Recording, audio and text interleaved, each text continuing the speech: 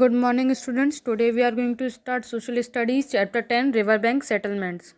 Page number 385. Question A. Fill in the blanks. First, Harappa Mohenjo-daro. Second, seal. Third, dockyard. Fourth, well planted. Fifth, crafts.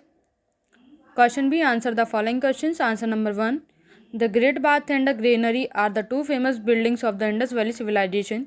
Answer number 2. The first settlement in India is called the Indus Valley Civilization as it flourished near the river Indus. Answer number 3. Harappa, Mohenjo-daro and Lothal are the three sites where remains of the cities of the Indus Valley Civilization were found.